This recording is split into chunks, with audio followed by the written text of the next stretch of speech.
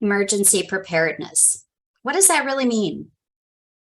Lots of people will tell us that we need to be prepared, but do we actually do it? Why do we need to do it? That's what we're going to talk about. I'm Lori Holine. I'm the program director with Idaho State University's Homeland Security and Emergency Management degree program. Communities all across the country all have various different hazards. And there are very common threats that we also face across the country, no matter which small, large, urban, suburban areas. There's lots of different types of violence that can occur as well that are kind of universal threats that communities face today.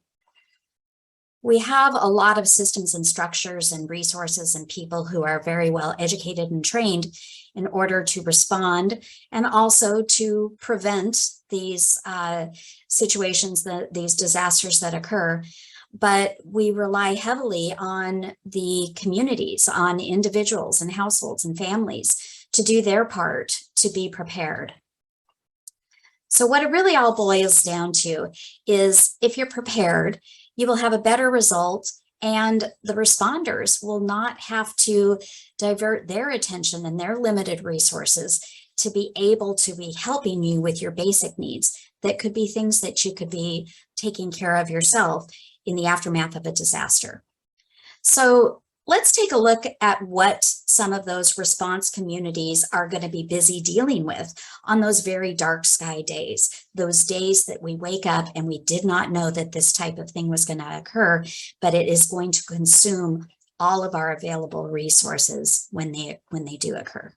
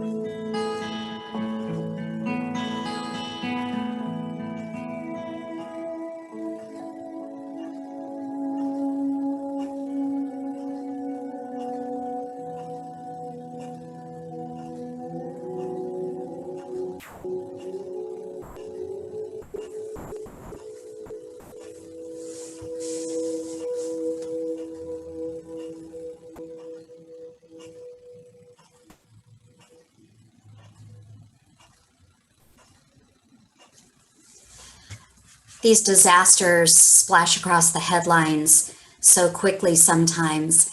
And if they weren't in our own personal communities, we may forget pretty quickly. It's important to keep it on our radar. How many different types of disasters will require us to mobilize our country's best and brightest people to be able to deal with those consequences of those disasters? And they're very costly. As you can see, NOAA puts together this chart every single year, and these are the billion-dollar plus disasters that have occurred, and we're not even through with the year 2022 yet. But of course, natural disasters are not the only things that we are impacted by. There are a lot of additional extreme acts of violence that occur. It's important to say that in addition to being prepared, you also need to be very aware of your surroundings. And if you see something that doesn't feel right, if you hear something and you feel like maybe that might need to be something that you speak up about, please do. Law enforcement will never discourage you from sharing information that doesn't feel right to you. Let them figure out if there's an actionable need for it, but report it. If you see something, make sure you say something. So now let's get back to talking about preparedness. And these people that are in this circle on this slide here, those are the people that really do require the time and attention of our emergency response personnel.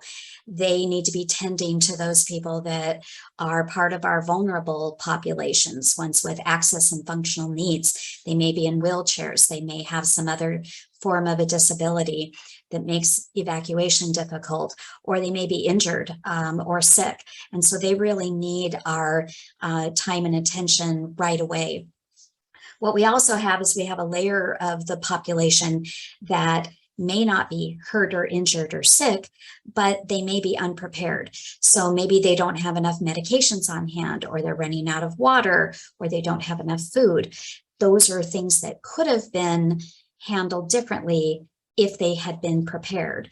But we always have to be concerned about supply chain shortages. So it's important to make sure that you're prepared for at least 2 weeks. That buys a little bit of time for the emergency management systems to stand up their emergency structures in order to help provide those basic needs. But in that interim gap period of time, we need the population, we need the general citizen in the community to be able to be taking care of themselves. That will place you in this lowest category down here, which is prepared and resilient. And that's where we need most community members to be. Ben Franklin said it pretty clean. By failing to prepare, you are preparing to fail. And I don't want you to be in that category. So why do we prepare? We prepare to protect. And these are some of the things that it's really all boils down to. Know your hazards. Know if you live in an area prone to wildfires, make sure that you are doing what you can to create defensible space around your property. Make plans, discuss the plans, make sure everybody is on the same page. Where are you going to go if you have to leave? Do you know the evacuation route? Do you have a communication plan? Where are you going to meet up at? All these are really important things for you to discuss and talk about. Have an out-of-state contact that you can text a little bit easier than being in the impacted area. Prepare your home and a go kit. Make sure you have supplies in both of those capacities and customize it for what you're going to need. Also, make sure that you opt in for emergency alerts that are available in your jurisdiction, in your area. Build your family to be resilient. Be self-sufficient for at least 2 weeks. That is what's going to take some of that burden off of the emergency response systems when they're dealing with trying to stabilize the scenes and trying to get to those other injured populations. Make sure that you spend some time thinking about your psychological resilience. Those things about having plans in place will help you feel more confident. It'll take some of that stress down. Have those plans, have some emotional recovery support systems, and find ways that you can do some active coping mechanisms to help bring those stress levels down. And be physically resilient. Make sure that you know where you're going to have some shelter and warmth if you need it, and make sure you have enough food and water on hand, and that you've got those prescriptions, and that you've got, you know, the ability to take care of basic day-to-day needs. Those will be really important things that will make that 2-week gap period much more comfortable for you. So how do you go about being prepared for that long of a time, for 2 weeks? It's important, again, to stress, make sure that you always follow the advice of emergency officials. Have a radio, a hand-cranked radio, make sure you're listening to things. If there's ever a call to evacuate your area, just grab your go bag and get out. There's no reason to stay behind for personal belongings. What's most important is your life. So make sure that you heed the warnings of officials and you get out if there is an evacuation for safety purposes. Keep your phones charged and keep your gas tank full. That's going to help facilitate better ways for you to get the heck out of town if that's what you're asked to do. If it's safe to stay at home, and that's if the emergency officials have not put out an evacuation order, and if you do an assessment and you feel that it's safe for you to stay, if both of those conditions are in place, then stay in your home. It sometimes can be a much more comfortable place for you to be in the aftermath of a disaster, but make sure that you have those supplies on hand. If you don't have all these supplies on hand right now, build towards it. You know, check off one item a week. Just make sure that you're constantly trying to ensure that you have that level of resilience for those unexpected events that might occur sometime. Be proactive, be predictive and forward-looking. Practice the plans that you put in place, and be prepared, not scared. Lots of different government agencies at the local, at the state, and at the federal level will be doing what they need to do to protect people and property and the environment. But what we need, individuals and households, communities, and faith-based organizations, community organizations, nonprofits, there's all things that every single person from the whole community can assist with. And a lot of these things can happen before a disaster ever strikes, but it will greatly improve the recovery. And if bad things have to happen in our communities, we want to make sure that we're going to get to that quick and speedy recovery, getting us back to normal. So maybe you're interested in becoming part of that member of the community that helps us protect our communities and respond and manage the consequences after something like that occurs. Idaho State University has 3 different online programs in Homeland Security and Emergency Management. So take a look at that, or spread the word along if you think you might know somebody who would be interested in being one of those people who has a call and a need to help and assist in the aftermath of a disaster. Many different disciplines have a nexus to Homeland Security, but we all have one common mission, and that is to protect and serve the public. Who knows?